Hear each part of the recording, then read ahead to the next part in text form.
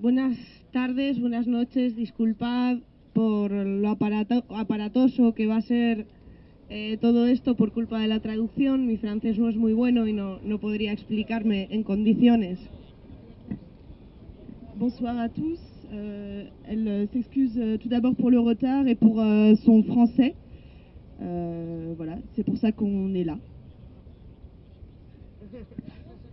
Quiero agradecer la invitación hoy aquí porque estamos mirando desde España lo que acontece en Francia pues con mucha esperanza y nos trae recuerdos un poco ya lejanos por todos los acontecimientos políticos que ha habido en España, pero en realidad cercanos en el tiempo de lo que fue el 15M en España, ese movimiento que tomó las plazas para no irse nunca de ellas en realidad.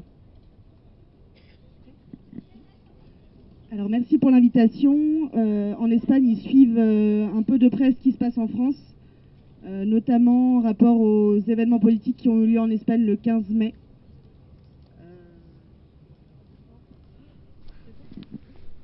El 15M para nosotros, o yo siempre quiero explicarlo así, no fue solamente un movimiento social, como otros movimientos sociales que ha habido en España.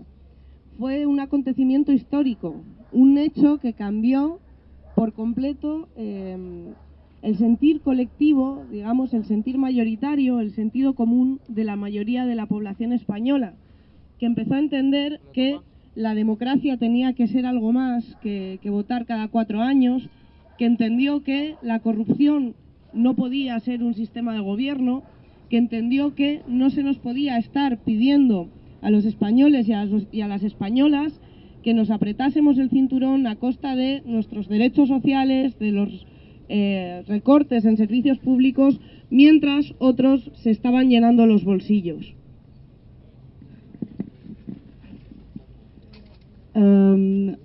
Quelqu'un m'a demandé de revenir sur les événements du 15 mai, en 15 de mayo. C'était l'an dernier, il me semble. En 2011, c'est le mouvement des indignés. Et je ne pourrais pas vous en dire beaucoup plus sans risquer de faire d'erreur, mais en tout cas pour les Espagnols, c'était pas seulement un mouvement social comme il y a pu y avoir dans le passé et dans leur histoire. C'était un événement qui a vraiment changé les choses, notamment par un souhait collectif de la majorité de la population de s'organiser autrement.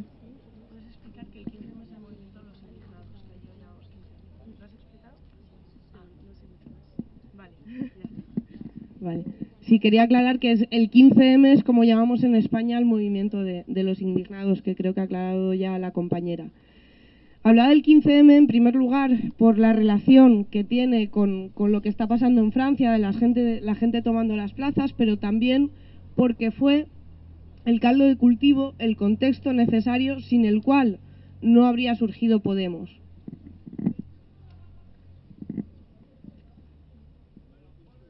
Alors en France, ce qui a attiré l'attention de Podemos, c'était le fait que les gens occupent les places publiques. Et donc on va commencer par expliquer un peu le contexte qui a amené à la création de Podemos. Siempre decimos que Podemos no es el 15M llevado a las instituciones, porque no es real. El 15M fue, como decía, un hecho histórico muy diverso en el que participaron muchos millones de personas. Pero es cierto que Podemos nace con la voluntad de ser capaz de llevar toda esa indignación que había en la calle a las instituciones y convertir la indignación en cambio político. Alors à Podemos, ils disent toujours que ce n'est pas une représentation des institutions, mais les événements du 15 mai 2011 des Indignés ont permis de regrouper beaucoup de personnes très différentes et plusieurs millions de personnes en Espagne. Et c'était notamment être capable de porter l'indignation du peuple au pouvoir pour changer les choses. Porque la realidad es que esa indignación estaba en la calle, estaba en el sentido común de la mayoría social, pero no se podía canalizar a través de los partidos políticos y las herramientas políticas tradicionales. Era una nueva forma de sentir, de pensar, de analizar la realidad política que no tenía cabida en los actores tradicionales de siempre, en los actores políticos de siempre. Et c'était donc des sentiments communs de la majorité sociale qui s'accordaient pour dire que les partis politiques actuels ne convenaient pas et qu'il fallait un nouveau format, une nouvelle façon de sentir ensemble avec des acteurs différents des politiques actuelles.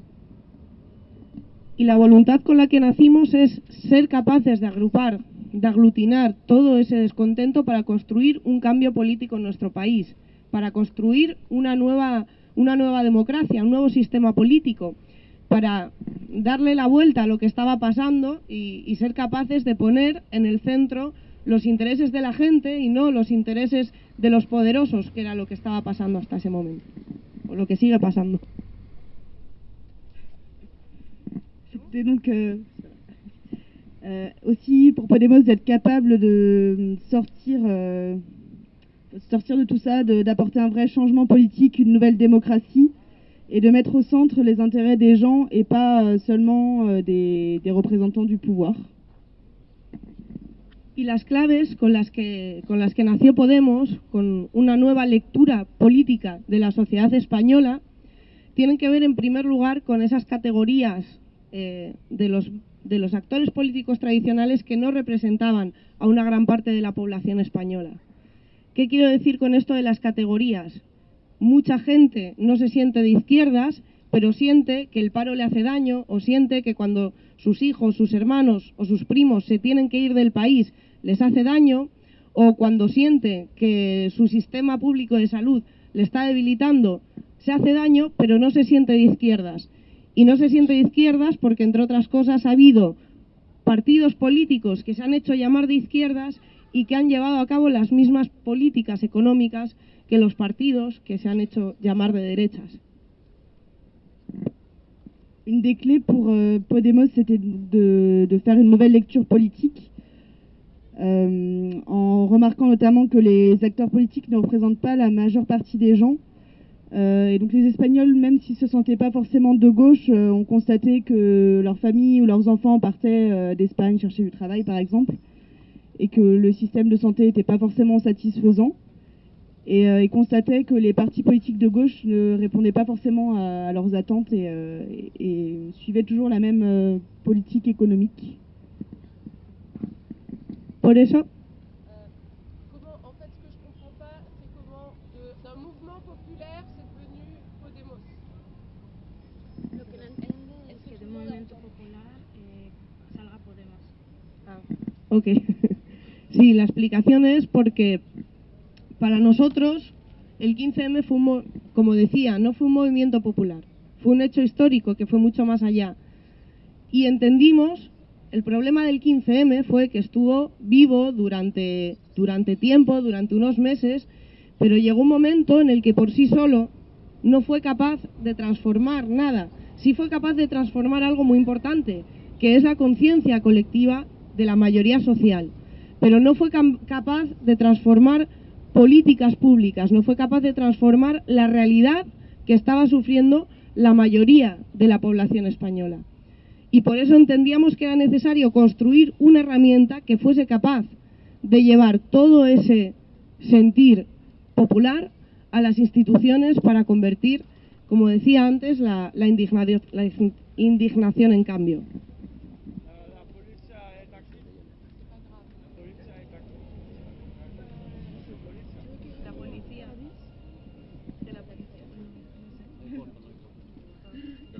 Non, je vais répondre pour que la collègue elle repose un petit moment. En fait, la différence, c'est que Podemos, c'est pas les indignés. Podemos, c'était juste un constat. En fait, les 15e, c'est comme nous on appelle les indignés en Espagne. Les 15e, ça durait plusieurs mois. Ça a engagé des millions d'Espagnols, des gauches, des droites. C'était juste un constat, un mal-être en fait, en disant voilà, on est mal, on a un chômage déservité, on a nos familles qui partent, qui n'ont pas accès à la sécurité sociale. Les gens ils se font expulser tous les jours de leur maison, et descendent des familles qui se font expulser chaque jour. Et après ces constats, les 15e a duré plusieurs mois sur les places. Ils se sont dit, on a besoin d'un outil, un moyen d'arriver aux institutions, parce que les 15e, d'où même que c'était beau et que ça nous a beaucoup ému de voir comment en France a passé la même chose. Ça servait pas, les 15e n'a pas changé les lois, n'a pas changé les hommes politiques et n'a pas changé les institutions. Donc Podemos est né d'un constat que les Espagnols ils avaient besoin d'un outil, d'un nouveau parti politique pour changer cette situation.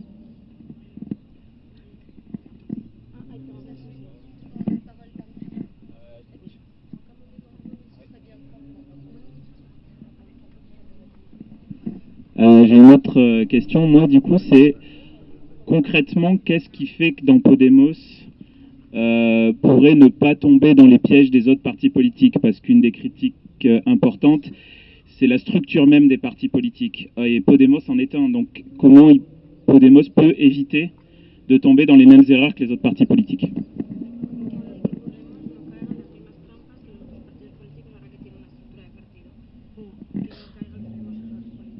Nosotros decimos que nos hemos puesto vacunas. En primer lugar, lo que hay que aclarar es que la gente que compone Podemos no tiene nada que ver con la gente que compone otros partidos políticos, porque es gente normal que de repente se ha puesto a hacer política y que no la había hecho antes, en muchos casos. Oui, là, en fait, elle dit que les gens de Podemos, ils sont vaccinés contre cette piège, on peut dire. C'est des gens normaux qui ont commencé à faire de la politique. Donc, ils ont pris des mesures, effectivement, avec des gens normaux qui ont su faire ces situations pour pas tomber dans cette piège. Pero lo que hicimos fue construir esa organización casi más con forma de movimiento social que con forma de un partido político férreo, tradicional. Por ejemplo, lo que hicimos para construir las listas en todas las elecciones en las que hemos participado es que cualquiera se puede presentar, solamente hace falta estar inscrito en la página web, cualquiera se puede presentar, cualquiera puede votar, son unas primarias abiertas para que participe en ellas quien quiera, no son las primarias típicas de un partido donde es la dirección quien decide cómo se conforman las listas. Et donc, ce qu'ils ont fait, ils sont une structure plus similaire à un mouvement social qu'à un parti politique. Par exemple, chez Podemos, en fait, tout le monde peut être candidat. Tout le monde peut se présenter comme candidat sur une liste. Tout le monde peut voter aussi, donc il ne faut pas être payer une cotisation, être membre, affilié, parce que tout le monde a accès. Ça suffit d'ouvrir un compte sur Internet et voter sur les sites Podemos. Lo mismo ocurrió con el programa, que ha sido también todos los programas, en los procesos en los que ha podido participar la gente, pero además a la hora de hacer política en las instituciones nos ponemos vacunas que llamamos, por ejemplo, renunciando a una parte importante de nuestros salarios. Aquí en el Parlamento Europeo el salario, solamente hablando de salario de un eurodiputado, son 6.500 euros. Nosotros renunciamos a 2/3 del salario mínimo, del salario en el Parlamento Europeo, y nos quedamos con lo que es 3 veces el salario mínimo español, que son 1.990 euros aproximadamente. Donc, pour Podemos, ils ont pris des vaccins, comme on a déjà dit, et en fait, ils les font quand ils prennent des mesures dans les institutions, mais aussi au niveau personnel, ils ont renoncé au salaire milliardaire parfois des députés. Et par exemple, dans le cas de Tania, ils gagnent 6 500 euros ici au Parlement européen, et les députés de Podemos au Parlement, ils ont renoncé à 2/3 de ces salaires, et ils gagnent en tout 3 fois les SMIC en Espagne. Ça fait 1 900 euros par mois. Donc en fait, c'est des mesures pour être vacciné et pas tomber comme un autre parti. Y de la misma manera tenemos un código ético por el cual nos comprometemos a no estar más de 8 años en un cargo, por el cual nos comprometemos a no terminar en el consejo de administración de una gran empresa cuando terminemos el mandato para el que nos ha elegido la gente, por el cual podemos ser revocados y podemos ser controlados, y una serie de mecanismos que hacen que no nos sintamos dentro de la propia institución igual que los demás y que de hecho sigamos sintiendo muchas veces la misma rabia que siente la gente cuando ve lo bien que vive un político cuando está en estos espacios. Et pour cela, il y a tout un code éthique derrière, c'est-à-dire chaque élu de Podemos, il est engagé, par exemple, à ne pas faire plus de 8 ans dans son poste ou dans un poste d'élu. Par exemple, ne pas finir dans une grande entreprise. Les grands problèmes en Espagne, c'est qu'il y a beaucoup de élus qui sont aujourd'hui maires, sénateurs, et au bout de 5 ou de 10 ans, ils finissent dans une grande entreprise avec un bon poste. On sait bien d'où ça vient ces postes. Et puis aussi, ils ont toute une série de mécanismes pour pas finir en fait dans l'institution, pas être avec des grands privilèges. Et en fait, ça fait qu'ils sont aussi indignés que les citoyens quand ils voient des injustices. Plus question? C'est toujours pour la transition. Là, au micro, il y a beaucoup de monde. C'est mieux de prendre le micro, en effet. Merci. C'est toujours un peu au sujet de la transition entre les indignés Podemos. Je me demandais, le programme de Podemos, c'est quelque chose que Podemos a constitué une fois que Podemos existait, ou est-ce que c'est quelque chose qui avait été mis en forme sur les places par les indignés avant et que Podemos a repris en décidant de le mettre en application?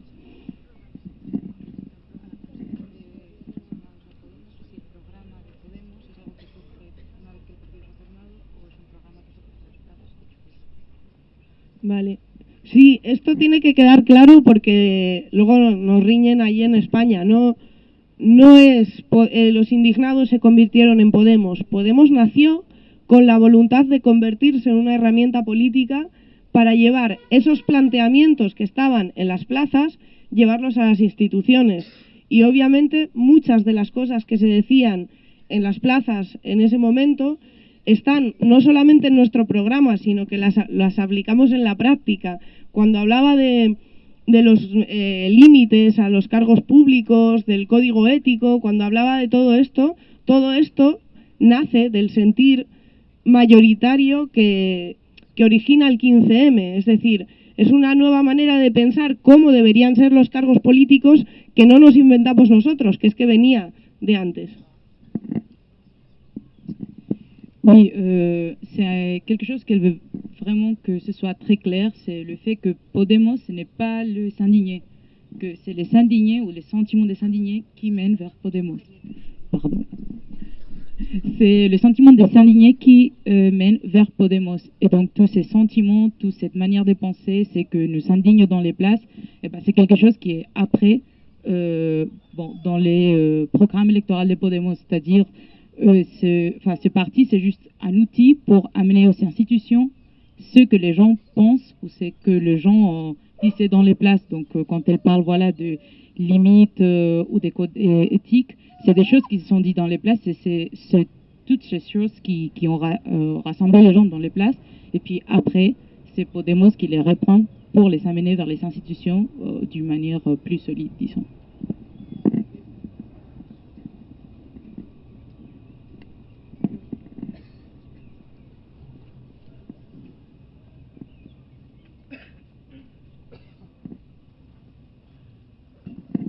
Bonsoir.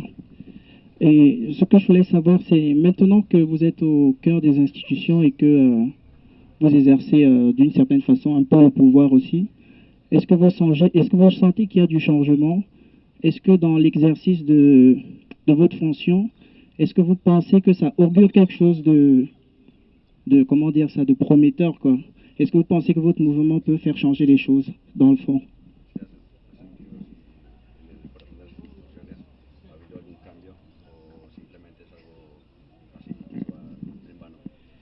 La política española ha cambiado por completo, pero ha cambiado tanto que es difícil decir en qué ha cambiado, pero ha cambiado en todo, ha cambiado en las formas, ha cambiado en las propuestas que llevan muchos partidos, Ahora hay muchos partidos que quieren hablar de medidas contra la corrupción cuando esos mismos partidos están metidos hasta atrás en tramas de corrupción.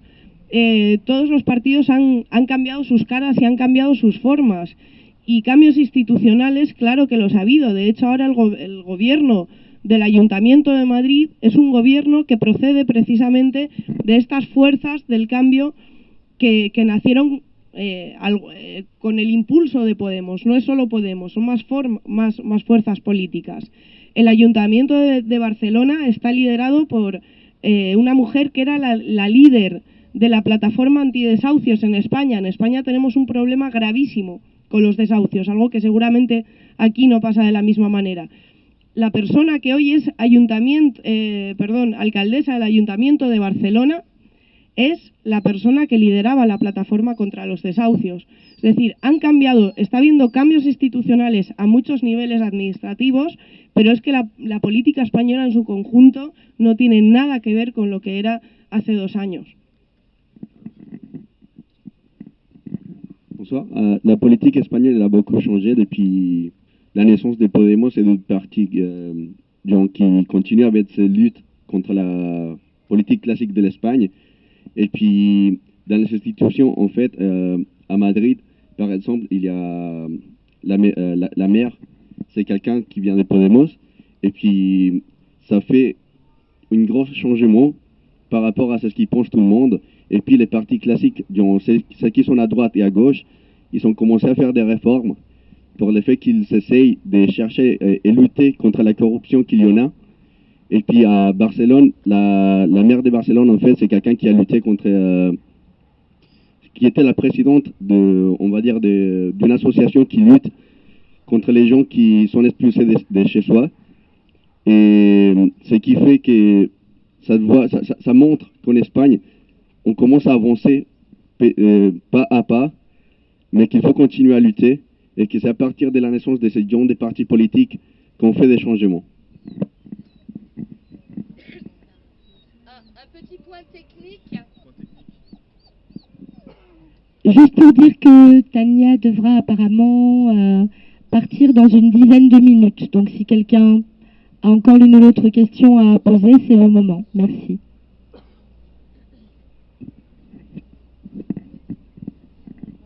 Là, il faut venir ici. Il faut prendre le micro.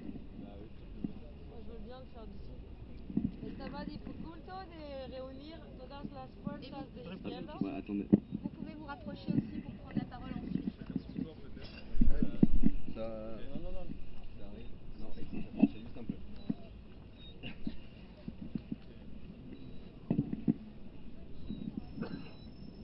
Estaba dificulto de unir todas las fuerzas de izquierda y...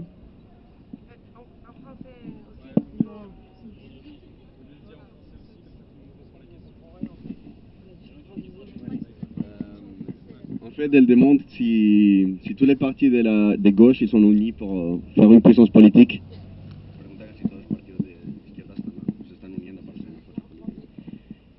Sí, pero nosotros precisamente creemos que hay que ir mucho más allá de la izquierda, y es algo que comentaba antes. ¿Por qué?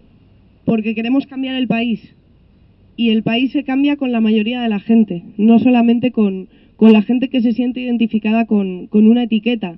Y además entendemos que es mucho más fácil aglutinar el descontento social en un proyecto político si apelamos a lo que le duele a cada uno y a los objetivos de cada uno. Y ahí era donde decía antes que es mucho más fácil encontrarnos cuando hablamos de lo que nos duele el paro, de lo que nos duelen los desahucios, de lo que nos duele que se esté privatizando y que se esté encargando nuestro sistema de salud, de lo que nos duele, por ejemplo, las reformas laborales que hubo en España también, como ha habido ahora una en Francia. Y ahí lo que toda esa gente tenemos en común es que somos los de abajo, no es que seamos de izquierdas o de derechas, no, lo que tenemos en común es que somos los de abajo. Y ahí hay mucha más gente que se identifica a partir de esas cuestiones, de identificar esos dolores, de identificar por qué cuando nos piden que nos apretemos el cinturón, que es algo que llevan haciendo años, cada vez vemos más tramas de corrupción en España, cada vez vemos cómo nuestros líderes políticos evaden impuestos o cometen fraude fiscal, por ejemplo, ¿no? Todo eso tiene mucha más capacidad de aglutinar, de agrupar a mucha gente, a la mayoría, para conseguir un cambio en el país, que referirnos a lo que ya ha existido siempre, que es la izquierda, la derecha, el centro, etcétera. Por eso siempre queremos transgredir, ir más allá. Y, por ejemplo, hay una frase, las constituciones no empiezan diciendo nosotros, la izquierda, empiezan diciendo nosotros, el pueblo. Nosotros queremos hablarle al pueblo en su conjunto, porque sin el pueblo en su conjunto o sin la mayoría de ese pueblo no va a haber un cambio político en España, no va a haber una nueva constitución, ni un nuevo proceso constituyente, ni todas las cosas que queremos. A partir de ahí es mucho más fácil sumar esfuerzos con las fuerzas que vienen de la izquierda, que obviamente que con otras fuerzas. Pero queremos ir más allá de ese espectro ideológico, por lo menos de ese espectro ideológico tal y como se ha definido siempre. Es decir, huir de categorías que hoy en día, a día de hoy, en el momento actual, no nos son útiles porque la mayoría social no se identifica con ellas. Il ne faut pas regarder que la gauche politique, en fait, parce qu'il y a tout le monde qui est touché par la crise et surtout les personnes qui ont pas assez de moyens pour affronter la crise économique. C'est-à-dire qu'en gros, ils font une union des gauches, mais c'est pas que la gauche, en fait. Il faut regarder ailleurs, il faut regarder tout le monde, il faut regarder les personnes qui continuent à lutter, les personnes qui essayent de monter, et puis les partis politiques de Podemos, c'est ce qu'ils font. Ils prennent décider des personnes qui viennent d'en bas, et ils regardent pour le bien de tout le monde, pas que pour le bien des partis politiques ou de la politique en Espagne. Donc en fait, c'est ce qu'il faut. Il faut pas classer les gens, en fait. Il faut continuer la lutte. Il faut essayer d'amener une certaine pensée dans la politique espagnole pour tout changer. Et puis, c'est-à-dire que ça soit plus productif d'essayer d'unir tous les partis de gauche, parce que c'est plus facile de parler avec eux que rester classé avec la gauche, que la gauche et la droite, et surtout, c'est assez difficile de parler avec la droite espagnole.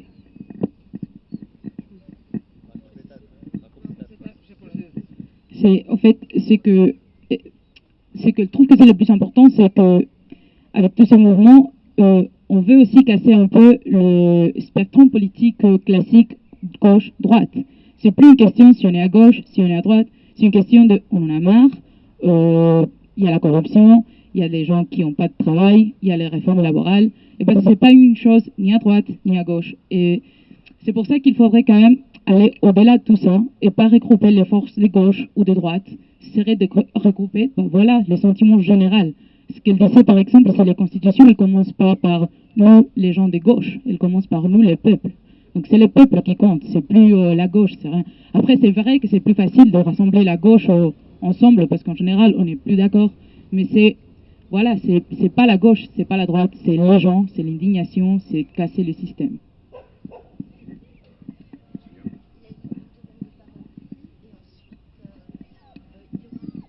Bonsoir, je vais vous poser une question. D'après ce que j'ai lu dans les médias, la Podemos est contre l'autodétermination et l'indépendance du peuple de Catalogne. Moi, personnellement, je suis pour l'autodétermination et l'indépendance de tout le peuple. Si on prend la liberté et la démocratie dans le monde, si on veut que l'unité des pays, des peuples dans le monde, il faut que chaque peuple soit libre. Et si la situation de la Catalogne en ce moment, c'est un exemple pour d'autres peuples dans le monde. Il y a beaucoup de peuples, par exemple, juste en face de l'Espagne, dans l'autre rive de la Méditerranée au sud, les peuples berbères, par exemple, sont opprimés. Les Kabyles, là-bas, sont opprimés. Leur culture est en train d'être exterminée. c'est l'exemple des Touaregs. Ils sont partagés par 4 pays là-bas. C'est l'exemple des Kurdes. Donc, c'est pour qu'il y ait des luttes, pour qu'il y ait l'unité il faut qu'il y ait des peuples du monde entier, mais il faut que chaque peuple ait droit à sa liberté. Donc la Catalogne, c'est un exemple. Donc je voulais savoir, quand là, on est face à face pour vous poser la question. Autre chose, j'ai toujours les infos nous arrivent par les médias. Aujourd'hui, c'est l'occasion de connaître la position réelle de Podemos par rapport à la Catalogne et les autres peuples dans le monde. Je vous remercie.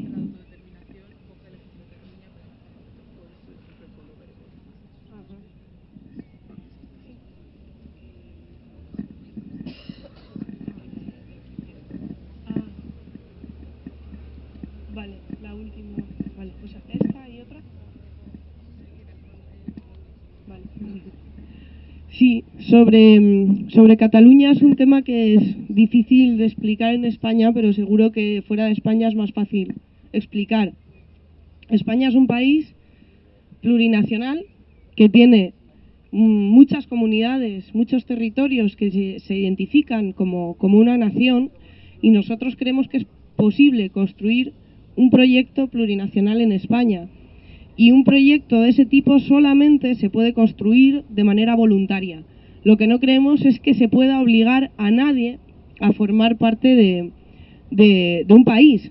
Nosotros queremos que Cataluña se quede en España, queremos que no se independice, queremos que siga en España, pero creemos que el pueblo catalán tiene derecho a expresarse y tiene derecho a decidir su futuro. Y trataremos de convencerles y hacerle el proyecto lo más seductor posible para que quieran quedarse, pero ellos tienen que poder tener la palabra. Oui, au fait, parler de la Catalogne en Espagne, c'est un peu compliqué, c'est un sujet un peu sensible, mais peut-être qu'ici, ce sera plus facile. L'Espagne, c'est un pays plurinational où il y a plusieurs territoires qui se sont des nations. Et c'est sur cette idée de la plurinationalité que le projet de l'Espagne doit se construire. Donc, il croit, à Podemos, il croit que appartenir à une nation, ça doit être quelque chose de volontaire. Les peuples doivent décider s'ils veulent faire partie d'une certaine nation ou non. Et donc, dans ce sens-là, la Catalogne devrait avoir le droit de choisir s'ils veulent être une nation ou faire partie de l'Espagne, une Espagne plurinationale. Eux, ils ne veulent pas que la Catalogne parte de l'Espagne. C'est pour ça qu'il faudrait construire un projet ensemble et essayer de leur convaincre que c'est ce projet qui va nous amener ensemble plus loin. Mais bon, après, c'est à eux de décider ce qu'ils veulent faire avec leur pays, leur nation.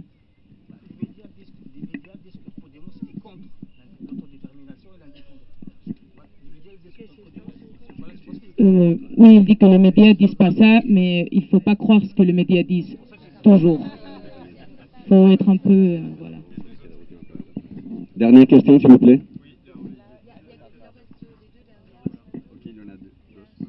Bonsoir. C'est plutôt une question sur notre mouvement et donc peut-être un avis, voire un conseil.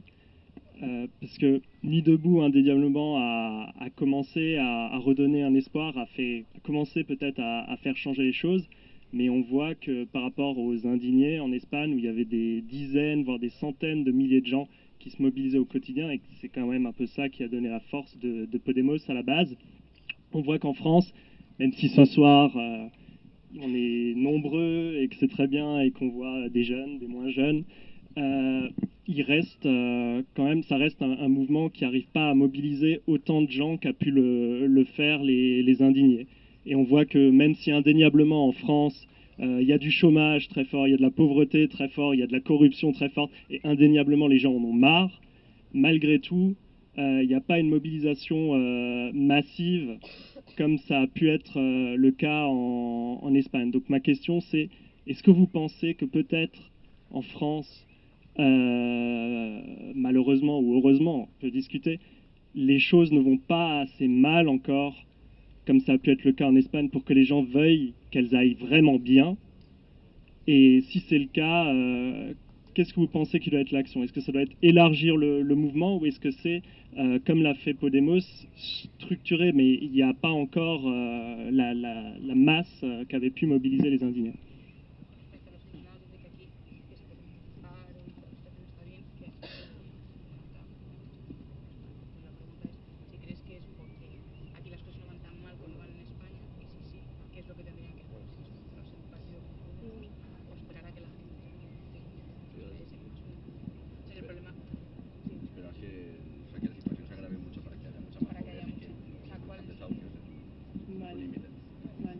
Bueno, es complicado de responder primero porque no conozco bien el contexto francés y creo que no soy nadie para dar lecciones a la gente que sí lo conoce. Es decir, que sois vosotros quienes estáis aquí, quienes vivís aquí, quienes conocéis a vuestro pueblo y conocéis vuestra realidad política, los que mejor podéis tomar las decisiones. Desde luego es difícil que los fenómenos se repitan o tomen la misma dirección o direcciones, digamos, idénticas en distintos países con situaciones que entiendo son tan diferentes. En España la situación cuando estalló el 15M era muy crítica y cuando estalló Podemos era mucho más crítica, porque cuando nació Podemos lo que había era que hubo un movimiento muy grande de gente y lo que vivimos fue también cómo ese movimiento decayó y cómo nos quedamos un poco sin alternativas. Es difícil en este contexto dar una instrucción. Yo creo que es algo que nace de las propias personas que integran los movimientos sociales o que están viviendo aquí, pero yo a lo que sí os animo es a que no dejéis de luchar por mucho que las cosas no estén todo lo mal que pueden llegar a estar. De hecho, creo que la experiencia francesa es que tenéis lo que tenéis y tenéis los derechos que tenéis porque los habéis luchado a lo largo de toda vuestra historia. Y en España pues ya partíamos de un punto mucho más abajo del que partís vosotros.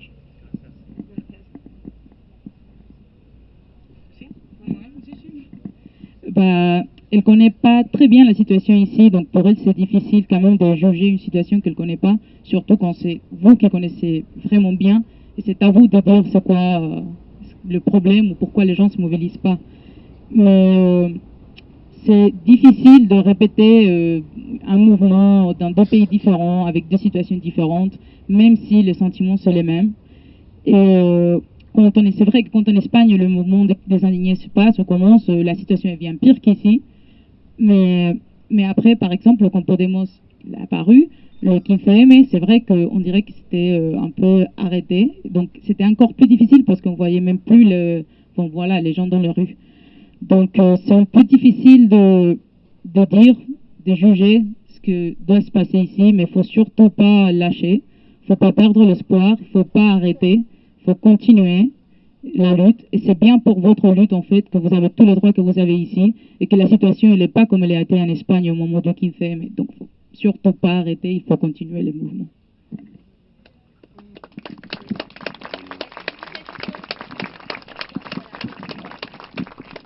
Bonsoir. Moi, excusez-moi. Je voudrais que vous nous parliez un peu de l'Europe, du Parlement. Quand vous êtes arrivé, comment ça s'est passé? Quelles sont vos relations avec les autres partis? Il y a le Parti Pirate, il y a peut-être Syriza aussi qui est là.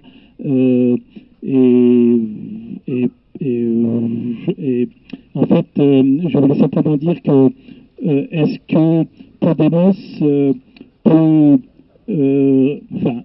essayer de rectifier, de remettre un peu plus d'humain et de social dans cette Europe qui tourne enfin, Podemos avec d'autres peut-être, avec des alliances, je ne sais pas, un peu plus d'humain dans cette Europe qui a été créée sur de l'économique et qui fait encore beaucoup de ravages en Europe et qui n'est pas l'Europe qu'on espérait.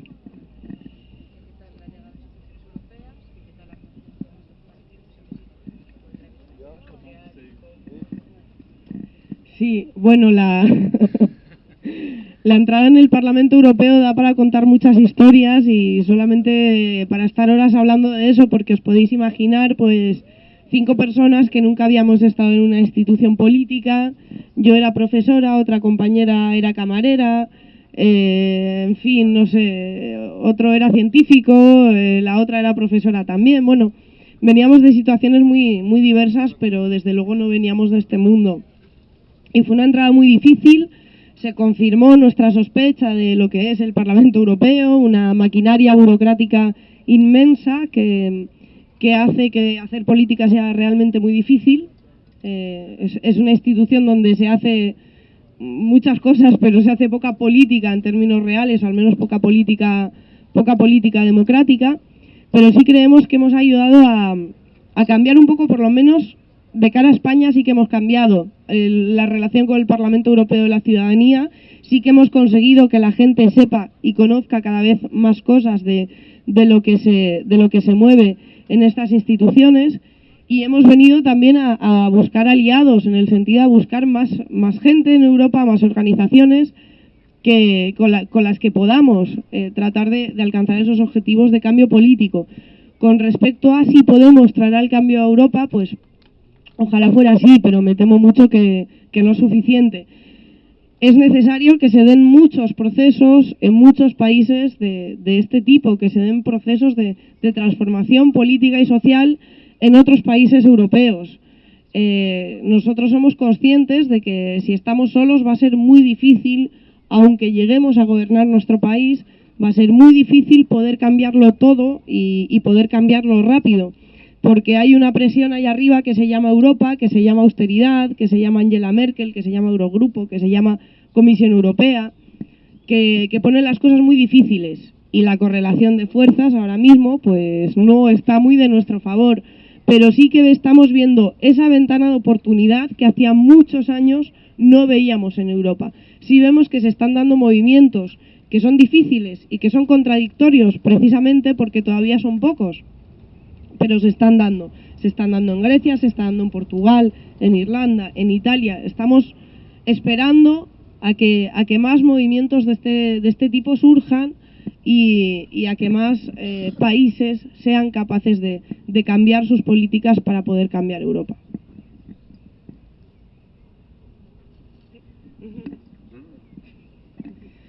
Bon, on pourrait raconter beaucoup de choses du Parlement européen.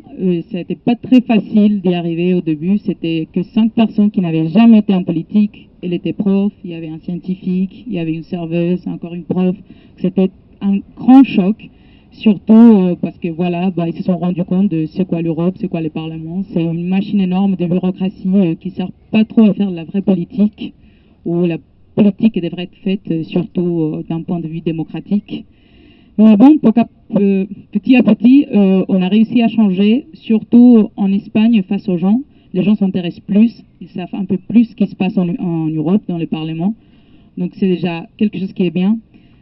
Après, c'est vrai que voilà, il faut chercher des alliés en Europe. L'Europe, elle va pas être changée par Podemos. Si c'est un mouvement qui reste en Espagne, c'est quelque chose qui doit venir d'autres pays aussi. Il y a l'espoir, parce que c'est quelque chose qui commence aussi à se passer en Grèce ou en Irlande, en Italie. Et donc, on espère qu'il y aura d'autres pays aussi où le changement commencera à se passer chez eux. Et puis, petit à petit, venir vers l'Europe. Et que tous ensemble, même si le rapport de force, il n'est pas de notre côté en ce moment, parce que voilà, il y a la Commission, il y a Merkel qui ne sont pas exactement avec nous. Mais bon, petit à petit, tous ensemble, si ça se donne dans des autres pays européens, pourquoi pas, faudra, voilà, effectivement, changer l'Europe vers les sociales, tous ensemble.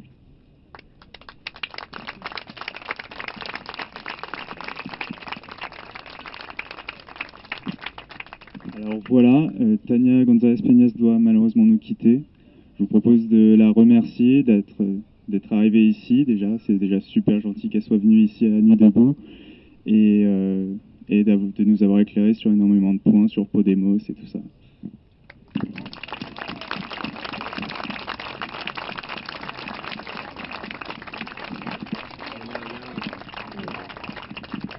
Quiero daros las gracias a todos y a todas por no solo por invitarme y por estar aquí, sino por pelear, que es lo importante, y transmitiros en la medida de las posibilidades pues todos los ánimos y toda la fuerza para que sigáis haciéndolo, para que sigáis luchando y con esperanza que las cosas pueden cambiar.